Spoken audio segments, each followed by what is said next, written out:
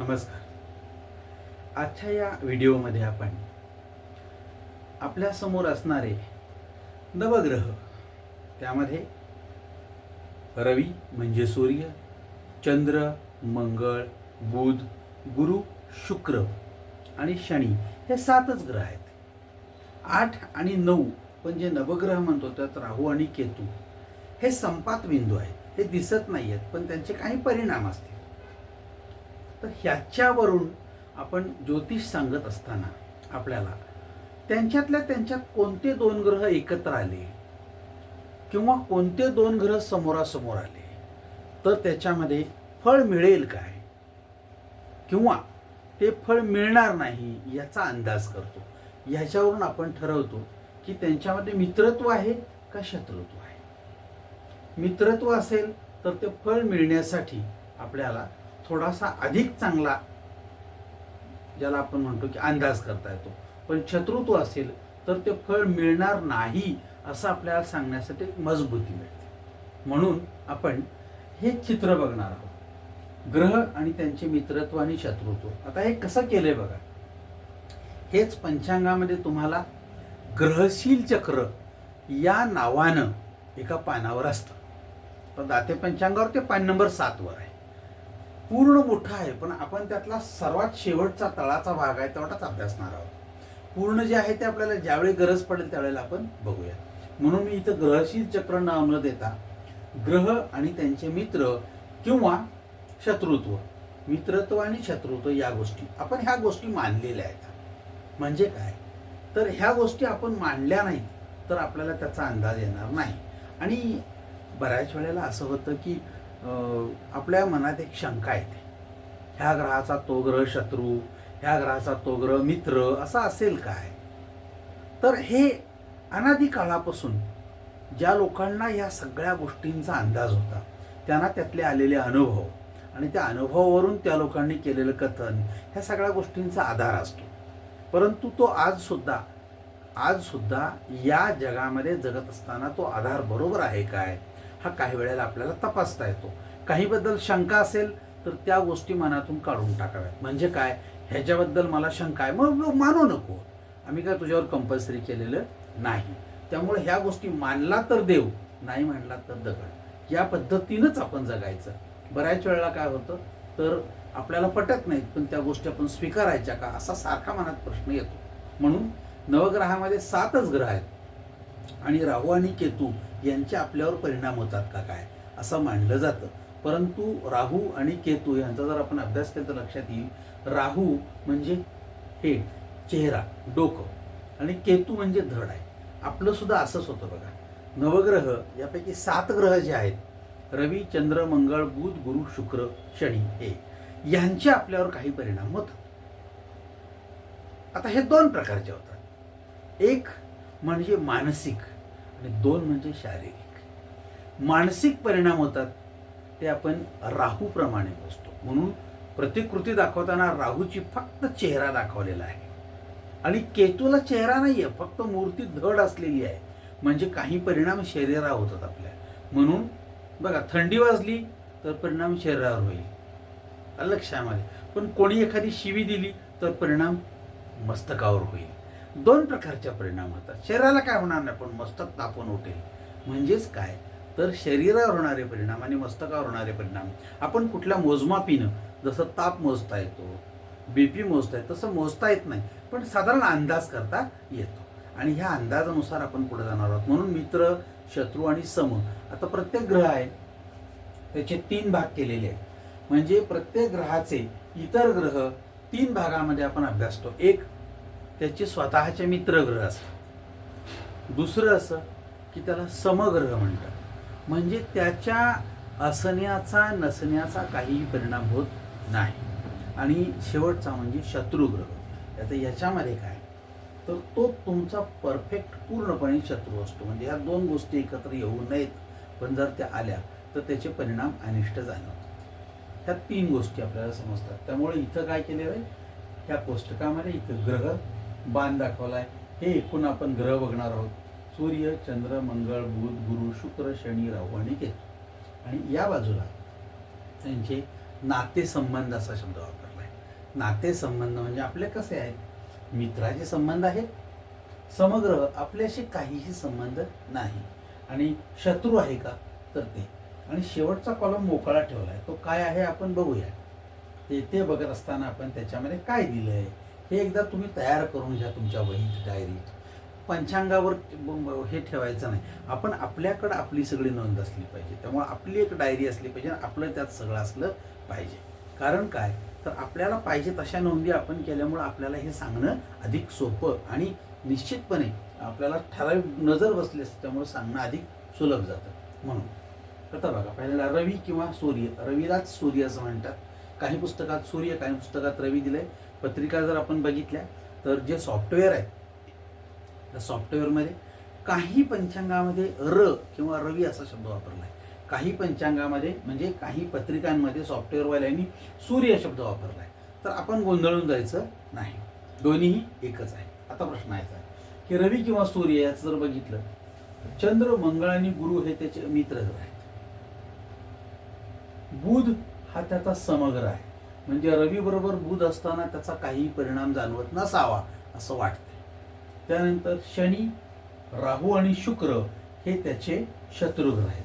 म्हणजे रवी बरोबर शनी असताना, रवी बरोबर राहू असताना आणि रवी बरोबर शुक्र असेल तर ते एकमेकाचे शत्रू असल्यामुळे त्याचे परिणाम सांगत असताना विचार करायचा, दोन्हीपैकी कोण मजबूत आहे, कोणता शत्रू. म्हणजे शत्रू जर दोन्ही एकमेकाचे असतील तर दोन्हीपैकी कोण तुल्यबळ आहे. म्हणजे हे दोन पैलवान एका तालमीत उतरले तर दोनपैकी कोणता पैलवान मजबूत आहे. आणि काही वेळेला आपलं चुकतं अंदाज, कारण पैलवान मजबूत असला तर त्याला डावपेच येत नसतात. त्यामुळं बारका असलेला पैलवान जिंकतो कधी कधी. त्यामुळं आपले सुद्धा आराखडे असे चुकू शकतात. याच्यावर विश्वास ठेवा, नाराज व्हायचं कारण नाही. आता याच्या खाली दिलेलं आहे ते म्हणजे काय, 5. याचा अर्थ रवी हा 5 म्हणजे सिंह राशीचा काय आहे, स्वामी आहे. परंतु तो कोणत्या प्रकारे फळं देतो, तर इथं 1 म्हणजे वर बाण दाखवला. याचा अर्थ मेष राशीमध्ये तो उच्चीचा आहे आणि तुळ राशीमध्ये नीचेचा. म्हणजे रवी मेष राशीमध्ये चांगली उत्तम फळं देतो आणि तुळ राशीमध्ये असताना चुकीची फळं देतो. आपल्याला नको असलेली एखादी गोष्ट मिळते तिथे. म्हणजे काय होतं बघा, हिवाळ्यामध्ये रेल्वेमध्ये मला अगदी छान पंख्यापुढं जागा मिळाली. पंखा एवढा जोरात आणि कडकडायला लागलं. आता काय करायचं, मला पंखा नको होता, तुळेचा काय असला, रवी माझा चालू असेल. आणि जर ती उच्चीचा असता तर उन्हाळ्यामध्ये मला फॅन पाहिजे होता, त्यावेळेला मी बसलो तर खरं फॅन बंद होता. आता असं असेल तर म्हणजे 2 गोष्टी होतात. उच्चीचा असेल तर मला त्याचा फायदा झाला पाहिजे योग्य वेळेला, आणि नीचेचा असेल तर मला त्याचा तोटा झाला पाहिजे. असं जर असेल तर आपण आपले फायदे तोटे दोन्ही विचारात घेतो. चंद्र त्याचं मित्र आहे रवी आणि बुध. समग्र आहेत मंगळ, शत्रू, गुरु आणि शनी.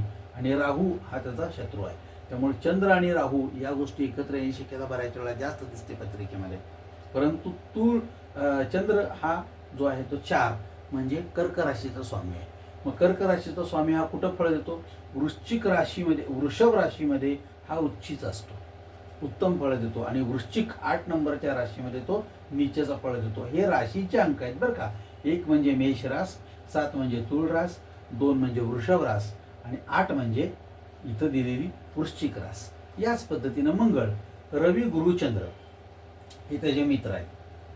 शुक्र आणि शनी समग्र आहेत. बुध आणि राहू हे त्याचे शत्रुग्रह आहेत.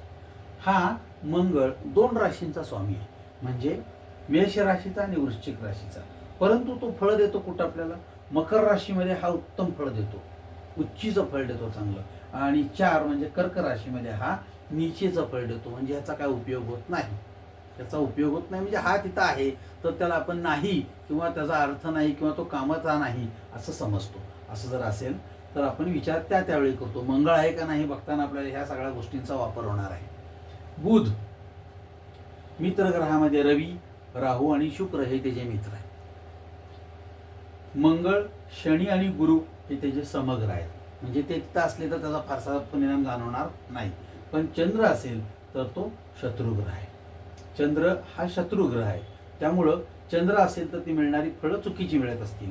आणि आपण हे विचार केला तर बुध हा 2 राशींचा स्वामी, मिथुन आणि कन्या. मिथुन राशीत आणि कन्या राशीचा स्वामी असल्यामुळे उच्चीचा कुठं, कन्या राशीत तो उच्चीचा असतो उत्तम फळं देतो. पण मीन राशीत आला असता 12 मीन राशीत तो नीचेचा म्हणजे चुकीची फळं देतो. त्यामुळं आपल्याला बुधाचा विचार त्या दृष्टिकोनातून करावा लागेल. गुरु, या गुरुला रवी, चंद्र आणि मंगळ हे मित्रग्रह आहेत. शनी आणि राहू हे समग्रह आहेत आणि बुध आणि शुक्र हे त्याचे शत्रुग्रह आहेत. मग हा गुरु हा 2 राशींचा स्वामी आहे.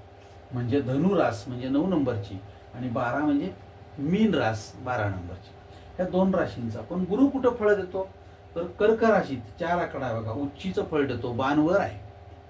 आणि मकर राशीत बाण खाली आहे, म्हणजे मकर राशीत गुरु असता नीचेचं फळ देतो किंवा चांगलं फळ देत नाही. त्यामुळं आता हे आपण 2 वेळा बघत असतो. म्हणजे काय, पत्रिकेमध्ये असणारे ग्रह आणि पत्रिका आपल्याकडे जेव्हा बघायला येईल तेव्हा त्या पत्रिकेमध्ये असणाऱ्या ग्रहांबरोबर आजची स्थिती काय. म्हणजे एखाद्या व्यक्तीच्या पत्रिकेमध्ये गुरु मकर राशीत असेल तर त्याच्या आयुष्यात त्याला कायमस्वरूपी निगेटिव्ह फळ मिळणार का? नाही.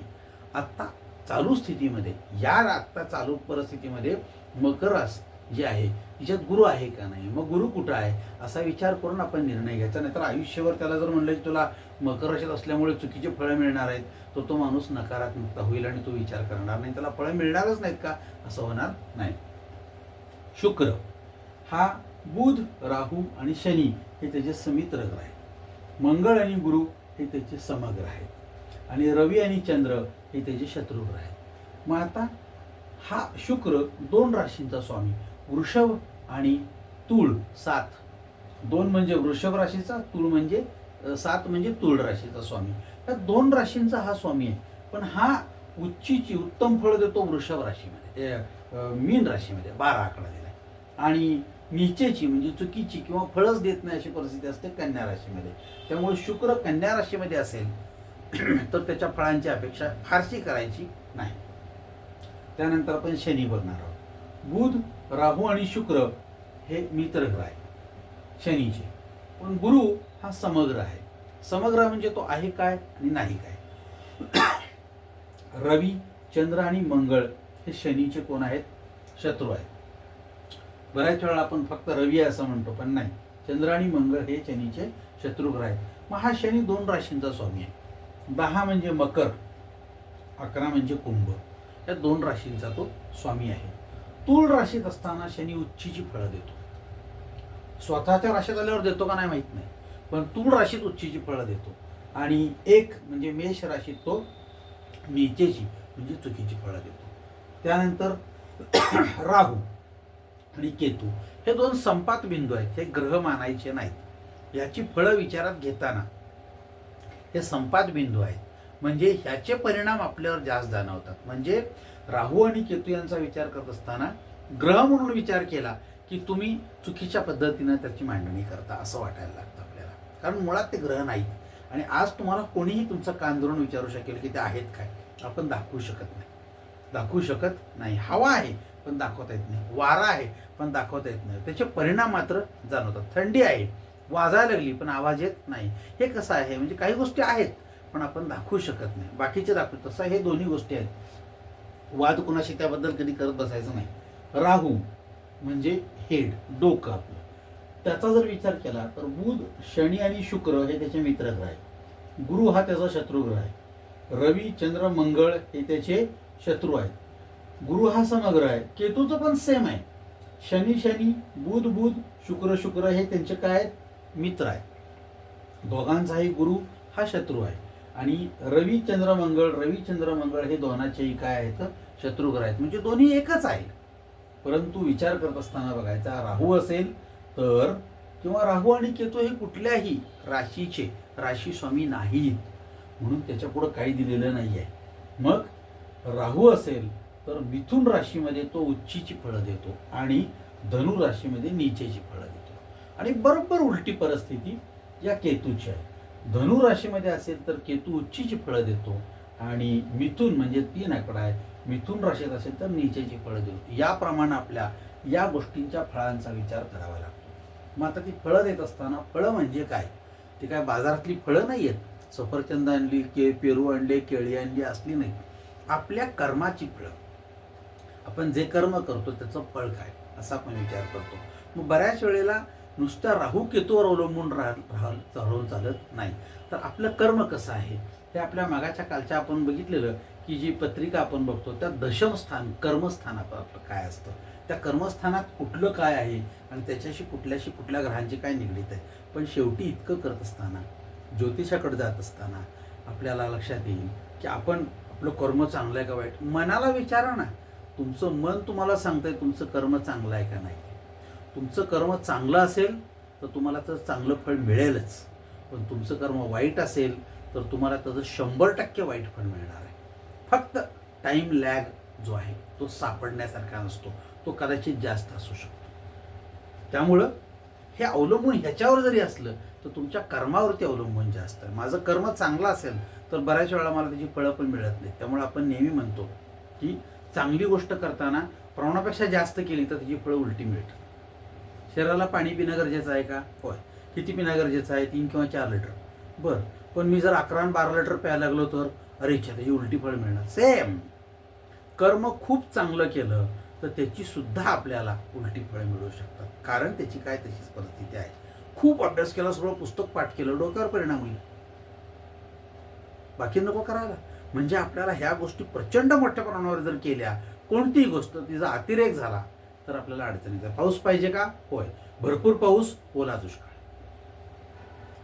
10 वेळा विचार करायचा आपलं कर्म चांगलं आहे का. त्यामुळे काही लोक खूप कर्म चांगलं करतात पण त्याची फळं मिळत नाहीत. मग ते ज्योतिषाकडे येतात की मला हे असं का. त्यावेळेला त्याचं कर्म काय, तो करतो काय, त्याचा व्यवसाय काय, त्याचं कर्म काय असावं, ह्या गोष्टी सगळ्या विचारात चालू. नाही तर मी काय बोलणार नाही, पत्रिका पुढे ठेवली आणि तुम्ही सगळं सांगा असा म्हणला तर तो तुम्हाला वेडा बनवतोय. त्यामुळे आपण त्या पद्धतीनं जायचं नाही. त्याला आपण मदत करत आहोत. आपण सर्वस्व सांगायला डोळे झाकले की आपण विष्णूचे प्रतिनिधी नाही, आपण देव नाही. आपल्याला डोळे झाकले की सगळं कळतं अशातला भाग नाही. सगळा अभ्यास करा आणि मग बोला. लगेच सुद्धा अभ्यास करून समजेल अशातली परिस्थिती नाही. इतकं प्रचंड मोठं ज्योतिष आहे. आपल्याला काही म्हणजे मुंबईत एक दिवस फिरून आला मला मुंबई कळली असं जर म्हणला तर तो वेडा आहे असं मी म्हणेन. त्यामुळे हे फार मोठं शास्त्र आहे. आपल्याला हे समजायला किमान 2-4 वर्ष तरी सहज लागतात. त्यानंतर मग आपण अंदाज करतो, ते आपले अंदाज काही वेळेला खरे होतात, काही वेळेला खोटे होतात. अभ्यास करा. हे कधी पाठ करू नका, आपलाच गोंधळ होतो वैचारिक. ही पाठांतर करण्याची वस्तू नव्हे. बघून बघून सगळ्या गोष्टीची टिपणं काढून मग आपल्याला काही अंदाज घेऊन आपल्याला बोलता येतं. त्यामुळं कागद हातात घेऊन सगळ्या समोरच्या माणसाचं सगळं पत्रिका मांडल्यानंतर ह्या सगळ्या गोष्टी कागदावर लिहा आणि त्याच्यावरून अंदाज करा. ते लिहा अंदाज तुमचे आणि त्याच्यावरून बोलायला शिका. म्हणजे पेपर करायची सुरुवात करायची आणि पेपरवर सगळं लिहायचं, डायग्नोसिस परफेक्ट करायचं आणि मग बोलायचं. ही सवय लावून घ्या. चांगले ज्योतिष होण्यासाठी या गोष्टी गरजेच्या आहेत. तर मला सगळं कळतं म्हणलात, एक दिवस डोक्यावर पडणार 100%. प्रयत्न करा, छानपैकी अभ्यास करा. काय लागलं तर मला कमेंटमध्ये विचारा. आवडला व्हिडिओ लाईक करा, सबस्क्राईब करा. तुम्हाला शक्य असेल तर सगळं झाल्यानंतर तुम्हाला अडचणी आल्या तर मला विचारू शकता. मी पुन्हा तुम्हाला सगळं सांगण्यासाठी बांधील आहे. धन्यवाद.